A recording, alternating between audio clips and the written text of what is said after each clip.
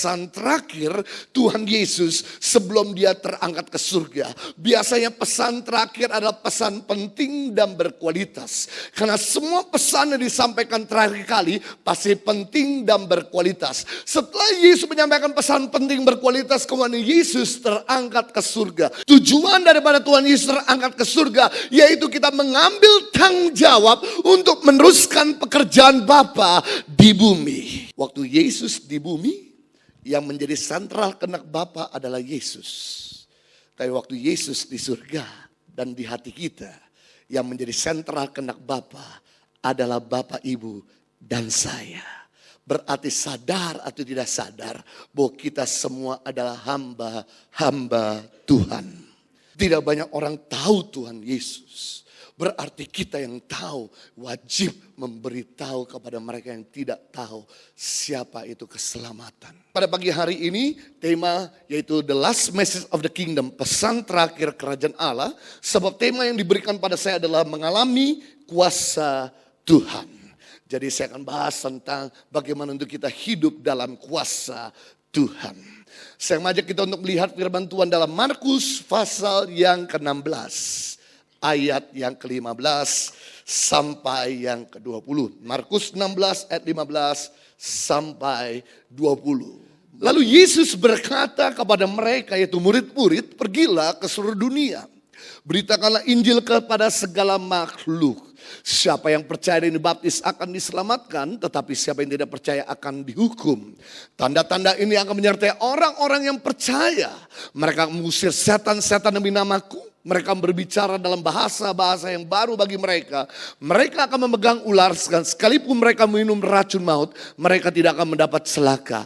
Mereka akan meletakkan tangannya atas orang sakit dan orang itu akan sembuh. Sesudah Tuhan Yesus berbicara demikian kepada mereka, terangkatlah Yesus ke sorga, lalu duduk di sebelah kanan takhta Allah. Mereka pun pergilah memberitakan Injil ke segala penjuru, dan Tuhan turut bekerja dan meneguhkan firman itu dengan tanda-tanda yang menyertainya. Firman Tuhan yang baru saya bacakan pada kita semua adalah pesan terakhir Tuhan Yesus sebelum dia terangkat ke surga. Biasanya pesan terakhir adalah pesan penting dan berkualitas. Karena semua pesan yang disampaikan terakhir kali pasti penting dan berkualitas. Setelah Yesus menyampaikan pesan penting berkualitas, kemudian Yesus terangkat ke surga. Yang menjadi pertanyaan kita adalah kenapa Bapa telah berikan Yesus kepada kita, namun Bapa di surga ambil kembali. Yang menjadi pertanyaan adalah kenapa Bapa telah berikan Yesus kepada dunia, namun Bapa di surga ambil kembali. Bukankah Bapa kita adalah Bapa yang baik? Kalau memberi tidak pernah mengambilnya, kalau sudah ngasih tidak akan pernah menariknya. Namun kenapa kasus Yesus telah diberikan kepada kita, namun Yesus ditarik kembali? Jawabannya sederhana. Waktu Yesus tergantung di atas kayu salib, Yesus pernah berkata iris, finish. Misiku, tugasku telah selesai. Berarti tujuan daripada Tuhan Yesus terangkat ke surga yaitu menjadikan kita dewasa, mengambil tongkat estafet untuk meneruskan pekerjaan Yesus di bumi. Tujuan daripada Tuhan Yesus terangkat ke surga yaitu kita mengambil tanggung jawab untuk meneruskan pekerjaan Bapa di bumi. Sekali lagi, tujuan daripada Tuhan Yesus terangkat ke surga bukan untuk meninggalkan kita, melainkan mengambil tanggung jawab untuk meneruskan pekerjaan Bapa di bumi. Waktu Yesus di bumi, yang menjadi sentral kehendak Bapa adalah Yesus. Tapi waktu Yesus di surga dan di hati kita, yang menjadi sentral kehendak Bapa adalah Bapak, Ibu, dan saya. Berarti sadar atau tidak sadar bahwa kita semua adalah hamba-hamba Tuhan. Saudara dalam struktur organisasi gereja, saudara tidak dalam struktur organisasi gereja, kita semua adalah hamba-hamba Tuhan. Kita semua adalah rekan sekerja Tuhan. Kenapa saya katakan bahwa kita hamba Tuhan? Karena ternyata ketika kita mempelajari firman Tuhan di perjanjian lama, siapa saja yang berjumpa sama Yesus pasti punya hati untuk melayani. Kita bisa periksa Alkitab kita dalam perjanjian baru, siapa saja yang berjumpa Yesus pasti punya hati untuk melayani. Saya teringat dengan anak-anak Zebedeus yang notabene mereka lahir dari keluarga nelayan, profesi mereka nelayan, orang tua mereka nelayan, pekerjaan mereka nelayan. Ketika mereka berjumpa dengan Yesus kali pertama di pinggir danau Tiberias, Yesus berkata kepada mereka, ikutlah aku menjadikan kau penjala manusia. Seketika itu juga anak-anak Zebedeus meninggalkan jalan mereka dan mengikut Yesus. Siapa saja yang berjumpa sama Tuhan pasti punya hati untuk melayani, memberitakan Injil, mengasihi, mengampuni. Saya juga teringat dengan perempuan Samaria dalam Yohanes pasal 4 bahwa perempuan ini punya 5 pria selingkuhan. Jadi kalau ada wanita yang jago selingkuh pada zaman Yesus, yaitu wanita rasanya mustahil untuk wanita ini bisa hidup benar. Lalu apa yang terjadi? Perjumpaan pertama kali wanita dengan Yesus di pinggir sumur Samaria. Saat itu juga dia putuskan 5 pria selingkuhannya. Dia tinggalkan kehidupan lamanya. Dia serahkan hidupnya kepada Yesus. Kemudian dia kembali ke kampung halamannya. Dia bawa satu kota kepada Yesus. Siapa saja yang berjumpa sama Tuhan pasti punya hati untuk melayani, mengasihi, memberitakan Injil, mengampuni. Saya juga teringat dengan Saulus yang notabene punya tema hidup menghapuskan orang Kristen dari kolong langit. Saking benci sama orang Kristen dibunuh, saking benci sama murid Yesus kemudian dibunuh. Dia adalah salah satu pemimpin kepala jihad, salah satu dalang pembunuh murid Yesus bernama Stefanus. Dalam perjalanan Saulus menuju kota Damaskus untuk membantai orang-orang Kristen di kota Damaskus, tiba-tiba Saulus berjumpa dengan terang yang besar, dan terang itu Yesus sendiri berkata, Saulus, Saulus, mengapa engkau menganiaya aku? Saat itu juga dia putuskan niatnya membantai orang Kristen, kemudian dia serahkan hidupnya kepada Yesus, dan kemudian dia melanjutkan perjalanan ke kota Damaskus. Tapi kali ini bukan membantai orang-orang Kristen, melainkan memberitakan kabar baik. Siapa saja yang berjumpa sama Yesus pasti punya hati untuk melayani, mengasihi, mengampuni. Nah, harusnya setiap kali kita pulang gereja, Bapak, Ibu, bro, and sis, sahabat saya, harusnya kita punya hati lebih besar untuk mengasihi orang. Tiap kali kita habis baca firman Tuhan secara pribadi, setiap kali kita habis berdoa secara pribadi, kita keluar dari ruangan kita, kita punya hati lebih besar untuk memberitakan kabar baik. Sebab kalau kita gak punya hati yang lebih besar untuk mengasihi, mengampuni, memberitakan kabar baik, berarti minta maaf. Ada sesuatu yang ganjil dalam perjumpaan kita dengan Tuhan. Ada sesuatu yang cacat dalam perjumpaan kita dengan Tuhan. Karena harusnya setiap kali kita ketemu sama Tuhan, kita punya hati yang lebih besar untuk mengasihi, melayani, mengampuni, dan memberitakan kabar baik. Yang mengerti beri tepuk tangan yang meriah buat Raja kita. Tidak banyak orang tahu Tuhan Yesus, berarti perlu ada yang memberitahu. Tidak banyak orang tahu Tuhan Yesus, berarti kita yang tahu wajib memberitahu kepada mereka yang tidak tahu siapa itu keselamatan. Seorang penginjil terkenal bernama Reinhard Bonnke pernah berkata, dalam satu hari di dunia ini ada 35.000 orang mati tanpa kenal Tuhan Yesus.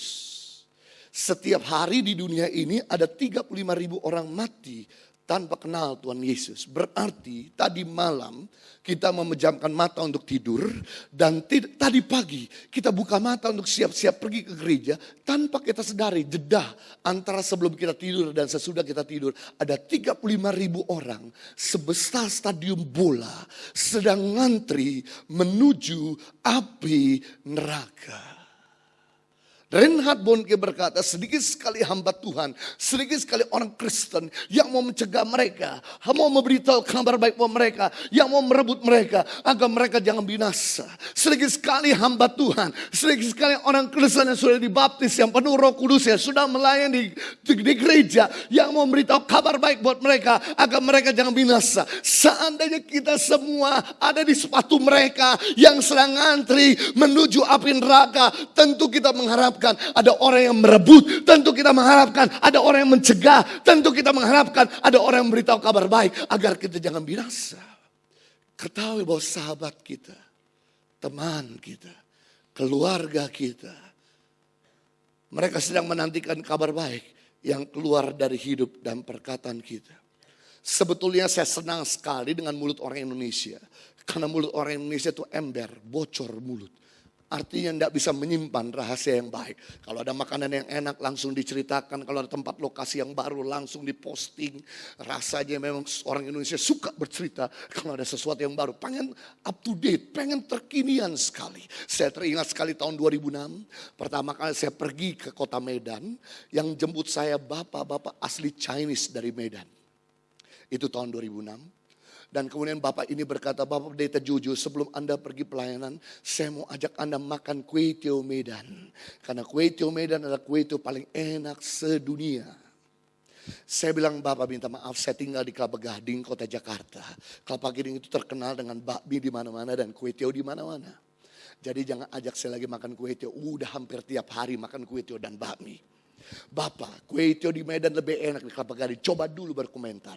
Bapak, adakah menu yang lain supaya saya bisa mencoba? Coba dulu berkomentar. Sebagai hamba Allah kita cinta damai, jangan suka bertengkar, apalagi berdebat, apalagi pukul-pukul mimbar. Kemudian saya menyerahkan hidung saya dicucukkan dan dibawa kemana dibawa pergi. Sampailah di rumah kan kue tiaw Medan. Begitu muncul itu kue tiaw di piring dengan wajah coklat pucet-pucet dalam hati saya. Wajahnya kurang menarik, kata Tuhan makan dengan ucapan syukur, gak usah menggerutu. Kemudian ketika saya mulai berdoa dan kemudian saya mulai makan selembar, 2 lembar, 3 lembar, 4 lembar pelan-pelan. Saya terangkat ke surga. Saya merasa kehadiran Tuhan begitu kuat, menjamah usus dan lambung saya sehingga mekar, dan saya berkata, Bapak boleh nambah 1 piring lagi. Enak juga ini benda ajaib. Sejak hari itu saya jadi jemaat setia di Kue Tiaw Medan, harus hadir setiap kali saya pergi ke sana. Wow, saya senang sekali dengan mulut orang Indonesia suka menceritakan makanan enak. 4 bulan kemudian saya pergi lagi ke kota yang sama. 4 bulan kemudian saya pergi ke kota Medan lagi. Kali ini yang jemput saya bapak-bapak asli Batak dari pohon. Kemudian Bapak ini berkata, Bapak Pendeta Jojo, sebelum Anda pergi pelayanan saya mau ajak Anda makan BPK. Saya bilang minta maaf Pak, saya sudah menyelesaikan sekolah saya di BPK Penabur. Jangan ajak saya lagi pergi ke BPK. Bapak, BPK itu bukan BPK Penabur, BPK artinya babi panggang karo.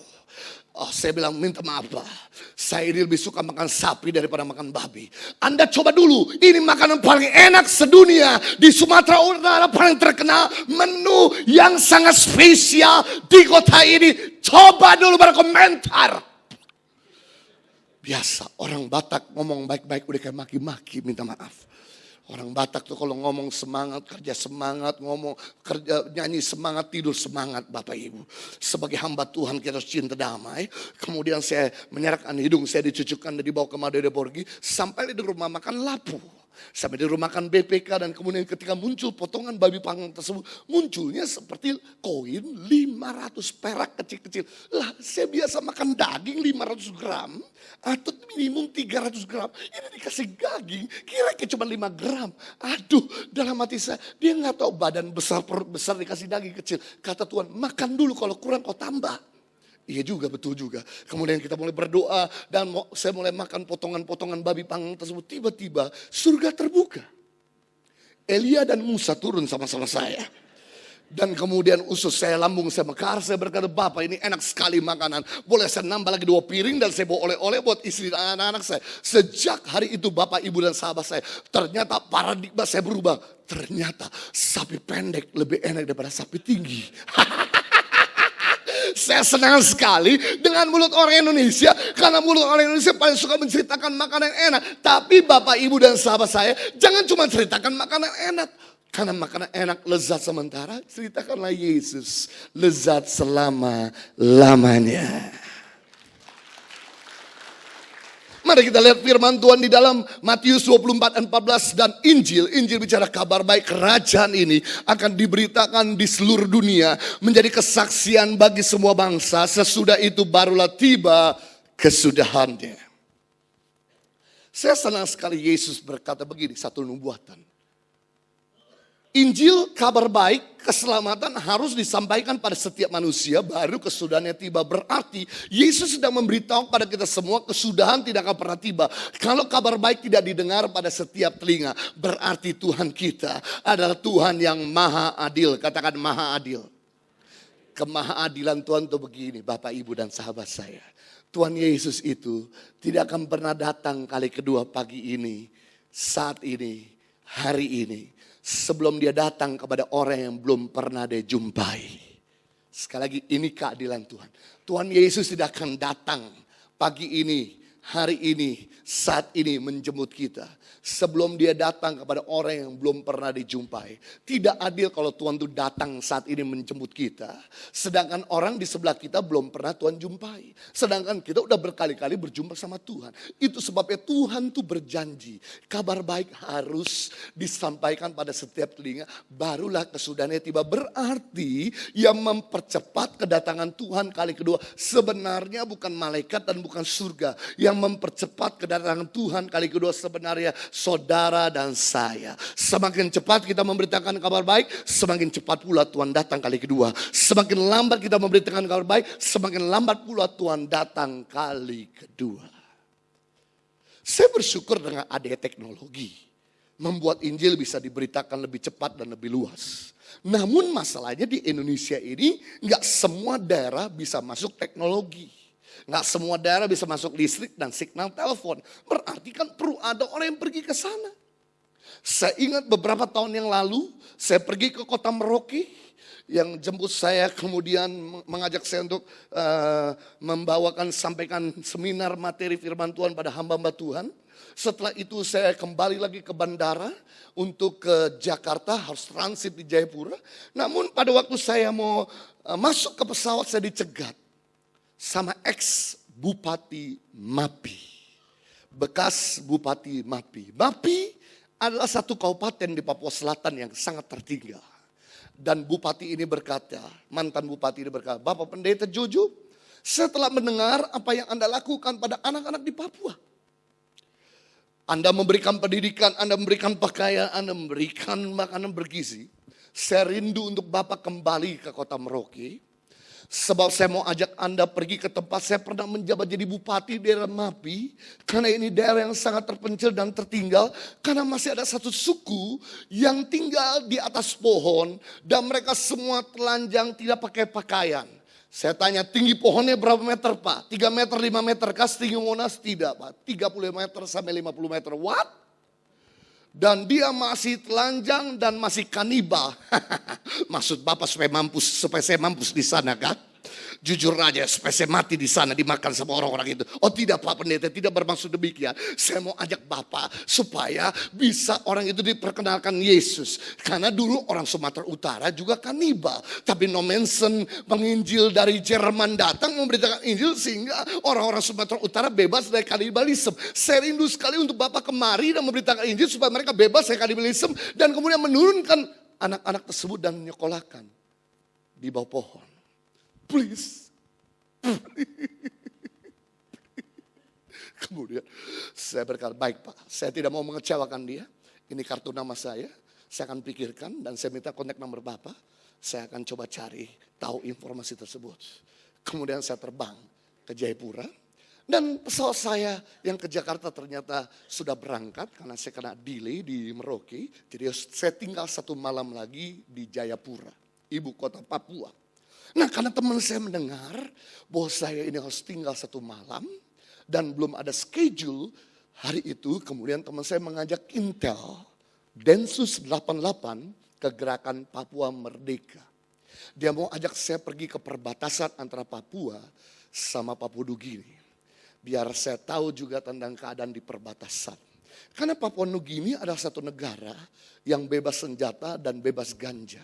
Makanya kenapa kegerakan Papua Merdeka ini dapat senjata itu dari Papua Nugini. Karena Papua Nugini adalah satu negara yang mahal biaya hidupnya. Jadi seringkali mereka barter dengan penduduk Indonesia. Itu sebabnya akhirnya penduduk Indonesia dapat ganja atau dapat senjata. Mereka bisa dapat gula, dapat beras dan sebagainya, barter. Nah karena daerah itu daerah yang kurang kondusif. Karena pernah beberapa waktu yang lalu terjadi penembakan. Itu sebabnya dia mengajak saya bersama dengan Intel Densus 88 ke gerakan Papua Merdeka. Sekaligus saya juga mau cari tahu informasi tentang Papua. Dalam perjalanan Sentani, bandara sampai ke perbatasan 1,5 jam. Kemudian saya bertanya-tanya sama Intel Densus 88 ke gerakan Papua Merdeka ini. Dan saya tanya, Pak, barusan saya di Merauke ketemu dengan mantan Bupati Mapi. Dia berkata bahwa di kampungnya masih ada satu suku primitif tinggal di atas pohon dan masih kanibal makan manusia. Apakah benar yang dikatakan Bapak Bupati tersebut atau ini cuma mengarang-arang? Kemudian Intel Densus 88 itu mulai googling. Dia mulai browsing di Google, di handphonenya. Dan menunjukkan foto suku-suku tersebut. Masih tinggal di pohon. Dan kemudian dia masih hidup primitif. Masih belum tersentuh oleh manusia. Dan untuk pergi ke sana, kita perlu dari Merauke sekitar 1 jam dengan pesawat baling-baling. Kemudian kita dengan longboat sekitar 8 jam. Jalan kaki 2 hari. Rasanya kurang menarik sekali tawaran tersebut. Kemudian saya berkata sama Intel Densus 88 ke Gerangan Populer Merdeka tersebut, saya tanya, Pak, masih adakah suku lain selain suku Mapi itu yang masih primitif belum disentuh sama manusia? Saya nggak ngomong disentuh sama Injil.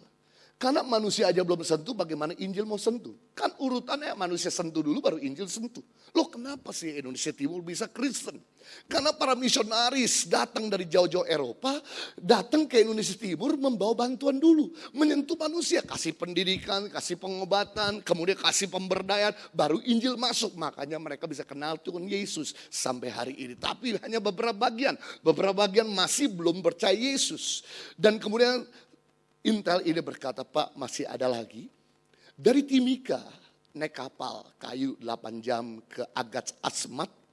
Yang beberapa bulan yang lalu kita mendengar berita tentang busung lapar di Asmat. Sampai di Asmat kemudian kita masuk lagi dengan longboat sekitar 6 jam. Jalan kaki sekitar 8 jam. Saya pernah ketemu suku kurcaci setinggi lutut saya. Begitu ketemu manusia langsung kabur. Hah? Papa Smurf? Mama Smurf, lupanya ada juga di Indonesia. Saya tanya sama beliau, barbuk mana barbuk? Apa itu barbuk? Barang bukti. Saya pernah tembak dengan hidden kamera di kancing saya. Inilah fotonya, Pak. Rupanya pasukan Hobbit juga ada di Papua. Bukan cuma ada di New Zealand. Ada juga di Papua. My goodness, saya garuk-garuk kepala melihat suku aneh tersebut. Kemudian saya tanya lagi sama beliau, Pak, masih adakah suku selain 2 ini yang belum disentuh sama manusia? Oh Pak, saya pernah mendengar berita dari Biak 1 jam dengan pesawat baling-baling ke Pulau Yapen. Dan Yapen kita nyebrang lagi 7 jam dengan longboat. Kami pernah mendengar ada suku wanita tapi punya ekor. Hah? Sunggokong juga ada rupanya di Indonesia. Bapak Ibu sahabat saya pulang ke Jakarta hampir geger otak. Karena kita punya PR banyak sekali. Sejak hari itu saya gak bisa tinggal diam. Langsung 2010 kami mulai menancapkan kuku kami. Di pedalaman-pedalaman Papua, di pedalaman Mentawai, di pedalaman Nias, NTT dan sebagainya. Dan kemudian kita mulai mengadopsi anak-anak tersebut dan memindahkan dalam boarding school kita. Agar mereka mengenal Tuhan dan puji Tuhan. Mereka yang terikat dibebaskan, mereka yang terbelenggu dilepaskan, mereka yang sakit disembuhkan, mereka yang akhirnya mengenal Tuhan Yesus Juru Selamat kita. Mungkin Anda tidak bisa pergi seperti saya ke pedalaman, tapi paling tidak saya memohon dengan sangat dan memohon dengan sungguh-sungguh, pergilah kepada keluargamu. Pergilah kepada tetanggamu. Pergilah kepada sahabatmu. Beritakanlah Injil. Kenapa sampai hari ini kita gak pernah membawa 1 jiwa kepada Tuhan? Karena kita tidak pernah menaruh hati untuk mereka. Selama ini yang kita doakan untuk kebutuhan kita pribadi. Sebetulnya gak ada salah dengan kerinduan saudara ingin mendapat jawaban doa.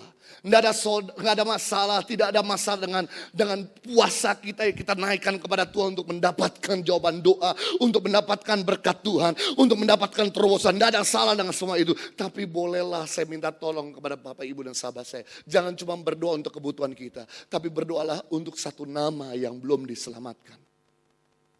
Berdoalah untuk 1 jiwa yang belum kenal Tuhan. Makanya kenapa sampai hari ini kita mendapatkan jawaban doa apa yang kita butuhkan, tapi kita tidak pernah mendapatkan jawaban doa untuk jiwa-jiwa. Karena kita gak pernah berdoa buat jiwa-jiwa. Saya ingat waktu saya menjadi penginjil, waktu saya bertobat mengenal Yesus, kemudian saya jadi penginjil cilik di sekolah. Dan kemudian saya beritakan Injil sampai kemudian singkat cerita, teman-teman di kelas menerima Yesus, singkat cerita. SMP, SMA kelas 2 teman satu kelas sudah terima Yesus, tidak ada lagi yang gak terima Yesus. Tiba-tiba Tuhan kirim ada satu perempuan datang masuk ke kelas saya dan kemudian saya injilin dia, saya bawa ke Tuhan dan kemudian akan bertobat dan sekarang jadi istri saya. Ini mekanismenya, bawa dulu ke orang baru bawa ke kita. Jangan bawa ke kita dulu baru bawa orang ke Tuhan. Dan kemudian setelah itu kami pindah ke Australia. Dan sampai di Australia saya jadi penginjil juga. Kemudian teman-teman di sekolah di kampus saya menangkan. Dan singkat cerita dalam 6 bulan saya gak dapat jiwa. Saya mulai berdoa puasa. Saya berdoa puasa kira-kira waktu itu ambil waktu 72 jam non-stop, berarti 3 hari. Yang saya minta cuma satu, Tuhan. Saya gak minta hikmat. Saya gak minta berkat. Yang saya minta jiwa-jiwa. Kirimkan jiwa-jiwa kepada aku, Tuhan. Baru 24 jam berdoa. Yang datang bukan jiwa-jiwa. Bau Kentucky mulai tercium 1 kilo di depan hidung saya. Saya berkata, Tuhan tolong, saya gak butuh Kentucky. Yang saya butuh adalah jiwa-jiwa. Tahukah Bapak Ibu ketika kita puasa, maka panca indera kita makin sensitif. Itulah yang saya rasakan. Kentucky 1 kilo sudah kecium. Saya pencet hidung saya sambil berpuasa. 48 jam kemudian, my goodness. Pizza Hut 5 kilo sudah kecium. Panca indera makin sensitif ketika kita puasa. 72 jam, 3 hari kemudian sayur asem di kota Jakarta dari kota sini sudah kecium. Tuhan, saya gak butuh sayur asem, saya butuh jiwa-jiwa. Selesai saya berdoa, saya mengucap syukur, terima kasih untuk kekuatan yang Tuhan berikan. Tapi kok belum ada jiwa-jiwa Tuhan. Langsung saya mulai bertindak sama iman tanpa perbuatan mati. Saya jangan cuma doa. Kemudian saya keluar dari kamar saya mulai pergi ke Pitt Street Mall. Di daerah shopping mall di kota Sydney yang rame. Dan kemudian saya mulai samperin bule-bule itu sambil memberitakan Injil. Saya lihat ada satu bule tinggi. Kemudian saya berkata, hey friends, perkenalkan I'm Jojo from Indonesia. I want to introduce you to Jesus. Kemudian dia mendengar kata Jesus. Langsung dia ludahi saya. Pergi jauh-jauh. Terima kasih Tuhan. Sudah puasa yang dapat ludah lagi. Kemudian saya belajar juga dari orang-orang Mormon saksi Yehova. Kalau mereka menginjil itu sudah aku diludahi dia tersenyum. Saya belajar tersenyum walaupun hati saya dongkol. Kemudian saya tersenyum, saya pergi lagi. Saya menelusuri jalan tersebut sampai di ujung dekat Opera House. Kemudian saya melihat ada satu nenek sedang duduk di bench. Di bangku sendirian. Dengan pandangan kosong. Kemudian saya samperin nenek itu. Dan saya mulai perkenalkan nama saya Jojo dari Jakarta, Indonesia. Saya tinggal di sini sudah beberapa tahun yang lalu. Dan kebetulan saya di sini pas memang saya sendiri, bolehkah saya duduk di samping Oma. Dan kemudian Oma itu diam dan tidak menyuruh saya duduk sendiri walaupun tidak disuruh. Kemudian saya langsung perkenalkan, Oma jangan khawatir, dalam hidup ini memang punya masalah.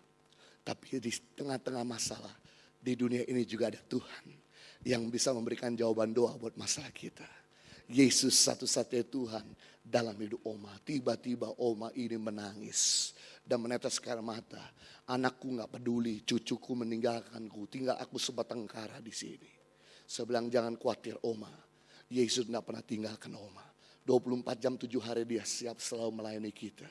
Saya telah jauh dari Tuhan, berapa tahun yang lalu saya telah pergi dari gereja dan tidak lagi masuk gereja. Jangan khawatir, Yesus mengasihi Oma, menerima Oma apa adanya. Saat ini kembalilah kepada Yesus. Maukah Oma mengundang Yesus? Oma itu menangis. Lalu saya membimbing dia untuk bisa membawa Yesus dalam hidupnya. Luar biasa di tengah-tengah orang sedang foto-foto selfie dengan Opera House. Dengan Harbour Bridge. Oma ini menerima Yesus sebagai Tuhan dan Juru Selamat. Saya melihat Bapak Ibu. Kenapa selama ini kita gak pernah dapat jiwa-jiwa? Karena kita gak pernah serius berdoa. Karena kita gak pernah serius untuk berpuasa. Itu sebabnya saya minta, boleh kita berdoa untuk kebutuhan. Tapi tolong sisipkan satu nama yang belum mengenal Yesus. Supaya lewat hidup kita, banyak jiwa-jiwa yang kita bawa kepada Tuhan. Yang mau beri tepuk tangan yang meriah buat Tuhan kita. Bahkan Yesus memerintahkan 5 kata pergi berulang-ulang. Berarti kalau Yesus memerintahkan kata pergi berulang-ulang berarti perintah itu penting. Kalau Yesus mengulang kata pergi berulang-ulang karena kita sering lupa.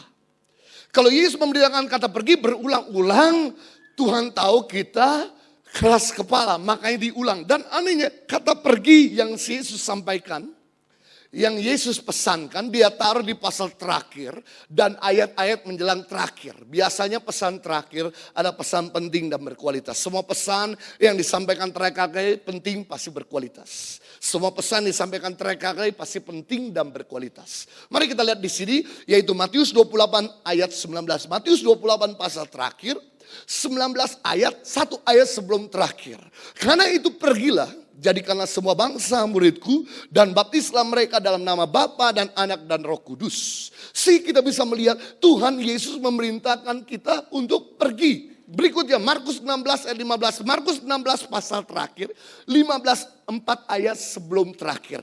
Lalu ia berkata kepada mereka, pergilah ke seluruh dunia, beritakan Injil kepada segala makhluk. Berikutnya Lukas pasal 24 ayat 47. Lukas 24 pasal terakhir, 47 beberapa ayat sebelum terakhir. Dan lagi dalam namanya berita tentang pertobatan dan pengampunan dosa harus disampaikan pada segala bangsa mulai dari Yerusalem. Yang saya kaget ketika saya baca ayat-ayat ini, ternyata Yesus itu lebih banyak memerintahkan murid-muridnya pergi daripada kumpul. Yesus itu lebih banyak memerintahkan kita pergi daripada kumpul. Yang menjadi pertanyaan, bagaimana dengan Anda? Apakah Anda lebih banyak pergi atau lebih banyak kumpul? Kita boleh sekali-kali kumpul di gereja, di komsel, untuk di-charge, untuk dilengkapi, untuk dimotivasi. Lalu setelah itu kita lebih banyak ada di lapangan. Karena mobil atau sepeda motor dia sekali-kali kumpul di bengkel untuk diservis dan diganti oli. Setelah itu 5.000 sampai 10.000 kilo dia lebih banyak ada di lapangan. Mobil atau sepeda motor dia sekali-kali kumpul di pom bensin untuk diisi bahan bakar. Lalu 300 sampai 500 kilo dia lebih banyak ada di lapangan. Seandainya kita menemukan mobil atau sepeda motor yang selalu di bengkel, pasti mobil dan sepeda motor itu mobil sepeda motor yang rusak. Sama halnya, Tuhan perintahkan kita untuk pergi. Jadi berkat, jadi saksi, jadi garam dunia, jadi terang dunia. Tapi kita selalu kumpul. Jangan-jangan saudara orang Kristen yang bukan saya mengatakan, tapi saudara yang mengatakannya. Kenapa seringkali kita sakit hati? Karena kita nganggur. Orang kalau nganggur pikirannya kemana-mana. Tapi orang kalau sibuk bawa orang kepada Tuhan, beritakan Injil, jadi berkat, jadi terang, nggak ada waktu untuk sakit hati sama orang. Kenapa orang iri hati? Karena nganggur. Coba kalau orang itu sibuk, nggak ada waktu untuk iri hati sama orang lain. Kenapa orang jatuh dalam dosa? Karena nganggur. Kalau orang itu sibuk, tidak mungkin dia jatuh dalam dosa. Daud setelah habis doa pagi, setelah dia habis baca firman, setelah dia habis nulis lagu, dia perintahkan semua laki-laki untuk pergi bertempur. Dan waktu setelah itu, Daud tinggal laki-laki seorang diri di kota Yerusalem. Di istana Daud, semuanya perempuan, laki-laki sedang pergi bertempur. Dia bosan dengan lihat perempuan yang ada di istananya. Kemudian dia pergi jalan-jalan ke balkon. Dan waktu dia pergi jalan-jalan ke balkon, dia lihat semua kota di Yerusalem isinya wanita. Pas jarak antara istana Daud, satu lemparan batu adalah rumah Betseba. Dia lihat Betseba sedang mandi. Kemudian apa yang dilakukan? Mulai pikiran kemana-mana. Dia tiduri isi orang dia bunuh suaminya. Harusnya Daud tidak perlu jatuh dalam dosa. Seandainya Daud waktu itu sibuk berkarya. Karena Daud nganggur, maka Daud dapat kesempatan jatuh dalam dosa. Penting di sini Bapak, Ibu dan sahabat saya, untuk kita jangan nganggur. Berapapun usia kita, berapapun kita punya kekuatan dan energi, mari kita giat terus melayani orang, jadi berkat buat orang, bawa orang-orang kepada Tuhan, perkenalkan Yesus kepada orang sekitar kita, maka dosa tidak punya kesempatan hadir dalam hidup kita. Yang percaya beri tepuk tangan yang meriah buat Raja kita. Berikutnya Yohanes pasal 15 ayat 16. Bukan kamu yang memilih aku, tetapi akulah yang memilih kamu. Dan aku telah menetapkan kamu supaya kamu apa? Pergi dan menghasilkan buah. Dan buahmu itu tetap. Supaya apa yang kau minta kepada Bapa dalam namaku diberikannya kepadamu. Yesus mengajarkan rumus dalam berdoa. Rumus dalam berdoa yang Yesus ajarkan artinya begini. Doa yang powerful. Doa yang penuh jawaban. Doa yang penuh dengan terobosan. Yang pertama, rumusnya adalah pergi. Yang kedua, menghasilkan buah. Dan yang ketiga, buahmu itu tetap berkepanjangan, dihasilkan. Maka apa saja yang kau minta Bapa berikan. Berarti kalau kita gak pernah pergi, kita selalu kumpul dan tidak pernah berbuah dan tidak ada buah yang tetap, maka apa saja kita minta Bapa tidak pernah berikan. Kenapa sampai hari ini doa kita buntu? Rasanya langit berubah jadi tembaga, tanah berubah jadi besi. Apa yang kita tanam tidak pernah tumbuh, apa yang kita doakan tidak pernah terjadi, karena kita tidak pernah pergi dan berbuah.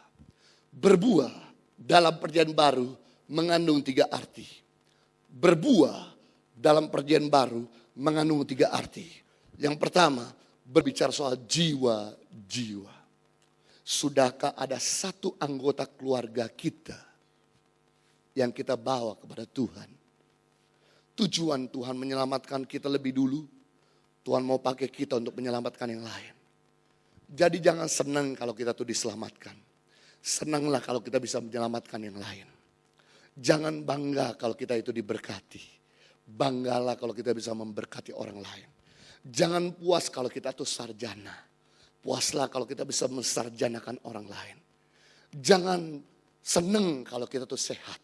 Senanglah kalau kita bisa menyehatkan orang lain. Karena itu goal kekristenan. Goal kekristenan bukan diberkati tapi jadi berkat. Jadi buah yang pertama bisa jiwa-jiwa. Sudahkah ada temanmu di kampus? Teman kita yang ada di tempat pekerjaan. Yang kita sudah perkenalkan kepada Yesus. Seandainya kita ada di sepatu mereka. Seandainya kita ada di posisi mereka. Yang belum kenal Yesus. Tentu kita mengharapkan teman kita bisa memberitakan kabar baik kepada kita. Sama hal sebenarnya. Keluarga, sahabat, tetangga, pegawai, pemimpin. Mereka sedang menantikan kabar baik yang keluar dari hidup dan perkataan kita. Berikutnya berbuah. Yang kedua bicara soal perubahan hidup. Sudahkah kasihmu bertambah-tambah atau berkurang-kurang? Sudahkah penguasaan dirimu bertambah-tambah atau berkurang-kurang? Sudahkah sukacitamu, kesabaranmu bertambah-tambah atau makin berkurang-kurang? Semakin mengiring Yesus semakin sabar atau tidak, semakin tidak sabar? Semakin mengiring Yesus semakin bisa menguasai diri atau semakin tidak bisa menguasai diri? Karena harusnya kalau kita semakin ikut Tuhan, semakin bisa menguasai diri. Maka saya heran kalau ada orang Kristen yang sudah ikut Tuhan, sudah melayani, susah mengampuni. Berarti ada sesuatu yang cacat. Ada yang ganjil dalam perjumpaan kita dengan Tuhan. Karena harusnya semakin kita mengikut Tuhan, semakin kita bertumbuh dalam karakter. Berikutnya yang ketiga, kata berbuah artinya menjadi saluran berkat. Menjadi saluran berkat. Karena setiap pohon yang berbuah yang lain nikmati. Tidak ada satu pohon di dunia ini yang makan buahnya sendiri. Pernah lihat pohon apel makan buahnya sendiri? Pernah lihat pohon durian makan buahnya sendiri? Minta maaf, manusia punya anak masih bisa jual anaknya. Hewan punya telur masih bisa makan telurnya. Tapi tidak ada satu pohon di dunia ini makan buahnya sendiri. Setiap pohon berbuah yang lain nikmati. Tuhan mau kita berbuah. Sehingga orang bisa mengecap manisnya Tuhan. Indahnya Tuhan. Lewat hidup kita orang bisa mengecap kebaikan Tuhan. Itu yang Tuhan inginkan. Ketika kita berbuah apa saja kita minta Bapa berikan. Berikutnya Kisah Rasul 1 ayat 8. Perintah Tuhan Yesus yang kelima untuk kita pergi. Kisah Rasul 1 ayat 8. Tetapi kamu akan menerima kuasa. Katakan kuasa. Kalau Roh Kudus turun ke atas kamu, katakan Roh Kudus. Dan kamu akan menjadi saksiku di Yerusalem, Yudea, Samaria, sampai ke ujung bumi. Perhatikan baik-baik di sini. Tujuan Tuhan memberikan kuasa bukan untuk show off, pamer di depan orang bahwa saya punya Tuhan yang besar. Tapi tujuan utama, Dia memberikan kuasa kepada kita agar kita efektif menjadi saksi. Berikutnya, tujuan Roh Kudus diberikan pada kita bukan sekedar kita punya karunia-karunia dan punya karakter, punya talenta, tapi tujuan utama Dia memberikan Roh Kudus kepada kita agar kita efektif menjadi saksi. Si, katakan saksi. 3, 2, 1. Siapa itu saksi? Saksi adalah seseorang menceritakan sebenarnya. Apa yang dialami tidak usah ditambah, tidak usah dikurangi. Sekali lagi, saksi adalah seseorang menceritakan sebenarnya. Apa yang dilihat, apa yang dialami tidak usah ditambah, tidak usah dikurangi. Ceritakan aja kepada teman dan keluarga kita bagaimana Tuhan tolong kita. Nggak usah ditambah, nggak usah dikurangi.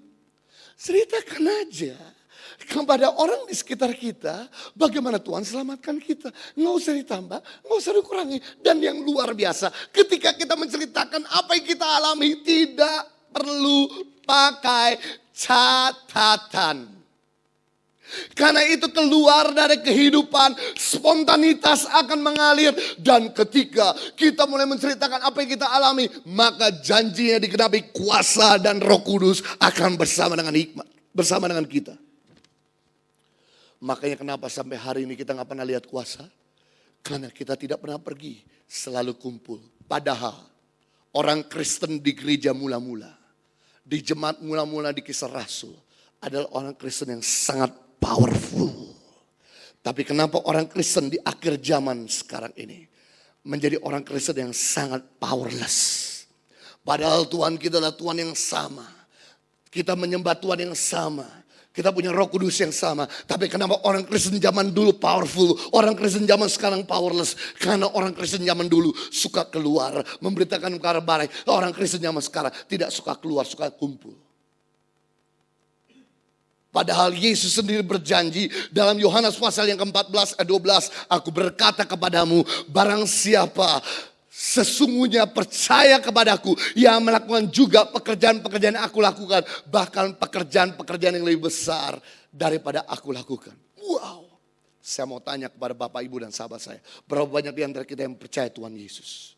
Yesus berkata begini, barang siapa percaya kepadaku, ia akan melakukan perkara-perkara yang aku lakukan. Bahkan pekerjaan-pekerjaan yang lebih besar dari aku lakukan. Bukan berarti kita lebih hebat dari Yesus. Artinya begini, karena time frame Yesus tinggal di bumi terbatas. Cuman 33,5 tahun. Sedangkan time frame kita tinggal di bumi lebih panjang. Berarti kita bisa melakukan pekerjaan lebih banyak dari Yesus lakukan. Kalau Yesus bisa membangkitkan orang mati 2. Kepala rumah ibadat, anak kepala rumah ibadat, anak Yairus dan Lazarus. Kita bisa bangkitkan orang mati puluhan dan ratusan. Kalau Yesus bisa menyembuhkan orang ratusan, kita bisa menyembuhkan orang ribuan. Yesus berjanji, kalau kita memberitakan kabar baik dan percaya Yesus, maka kita akan lakukan pekerjaan-pekerjaan lebih banyak dari Yesus lakukan. Bapak, Ibu dan sahabat saya yang luar biasa.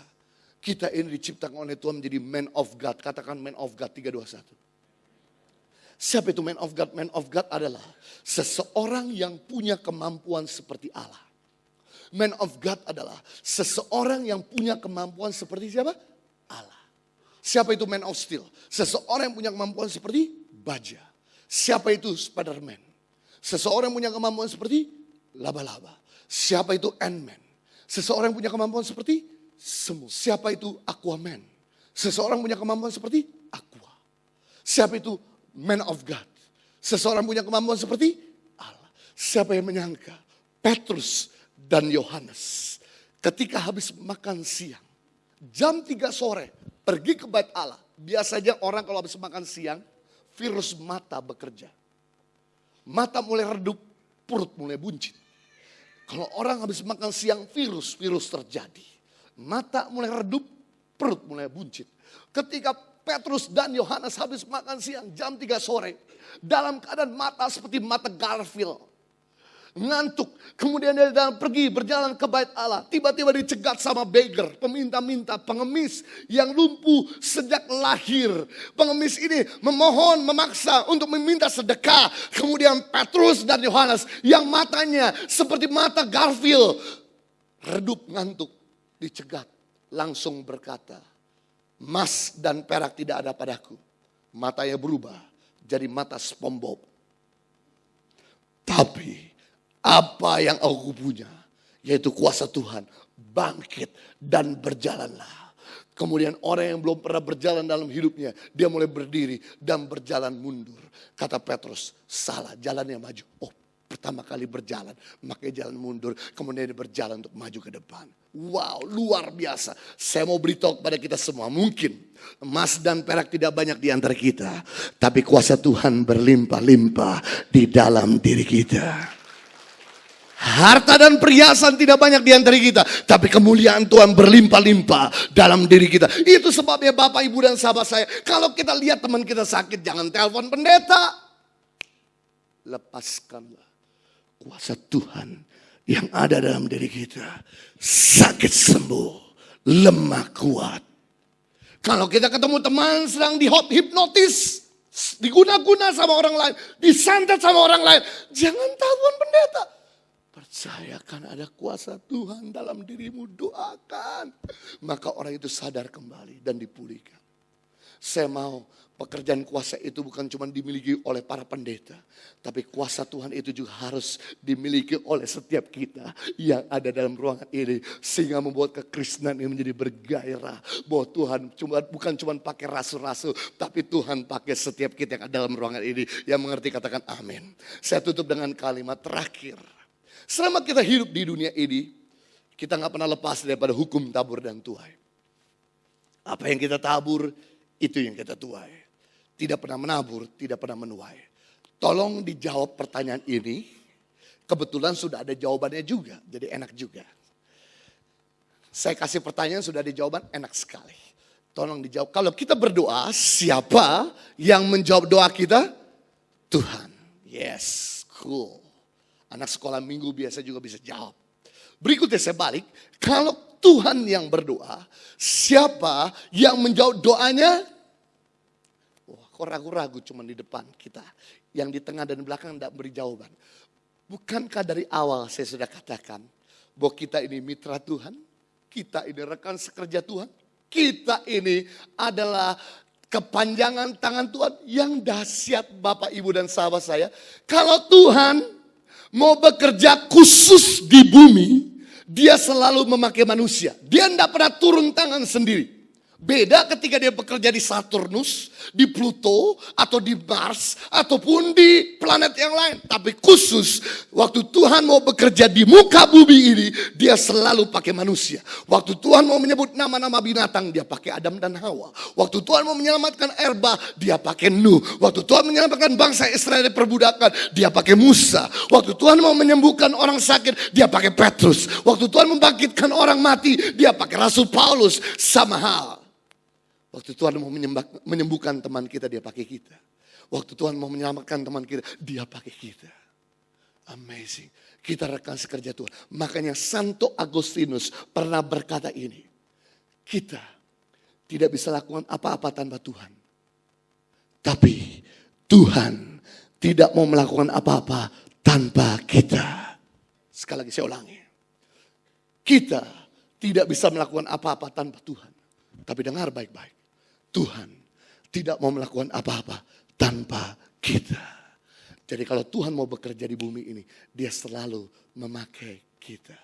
Katakan kiri kanan, you are partnernya Tuhan. Kamu partnernya Tuhan. Katakan kiri kanan, kamu adalah mitranya Tuhan. Berikutnya, tolong dijawab pertanyaan ini. Kalau kita minta sesuatu, siapa yang memberi? Tuhan. Berikutnya, kalau Tuhan minta sesuatu, siapa yang memberi? Wah, makin cerdas. Berikutnya, kalau Tuhan minta sesuatu, kalau Tuhan minta, kita tidak jawab, maka pada saat kita minta, Tuhan pun tidak akan jawab. Adil atau tidak adil? Cengli atau tidak cengli? Cengli. Waktu Tuhan minta, kita nggak kasih.